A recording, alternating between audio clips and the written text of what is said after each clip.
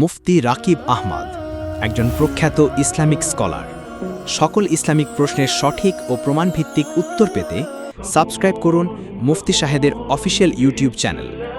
দ্বীনের দাওয়াত ছড়িয়ে দিতে এই ভিডিওটি শেয়ার করুন। আসসালামু আলাইকুম ওয়া রাহমাতুল্লাহি ওয়া বারাকাতুহু।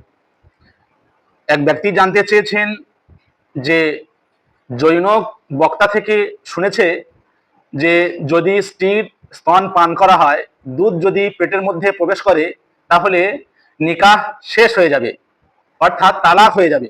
এ সম্পর্কে ইসলামিক দৃষ্টিকোণ থেকে মতামত কি বা এর ফায়সালা কি? ভাইয়ের উত্তরে বলবো, যদি স্বামী যদি নিজ স্ত্রীর দুধ পান করে ফেলে, তাহলে এটি শরীয়তের দৃষ্টিকোণ থেকে হারাম। স্ত্রী স্বামীকে দুধ পান করাতে পারবে না। হ্যাঁ, যদি ভুলে হোক কিংবা জেনে শুনে হোক, যদি পান করে ফেলে, সে হারাম কাজ করলো। কিন্তু এই হারাম কাজ করার ফলে, দুধ পান করার ফলে নিকাহ ঠিকই থাকবে, নিকাহ বাকি থাকবে, বিয়ে ঠিক থাকবে, বিয়ে ভাঙবে না, তালাক হবে না। যেমনই পূর্বে ছিল বিয়ে তেমনই থাকবে, এর তালাক হবে না, তালাক সাব্যস্ত হবে না। এই দুধ পান করাটা নিকার উপরে কোনো আসার আন্দাজ করবে না। আশা করি বিষয়টা বুঝতে পেরেছেন। ওয়া আখির দাওয়ানা আলহামদুলিল্লাহি রাব্বিল আলামিন।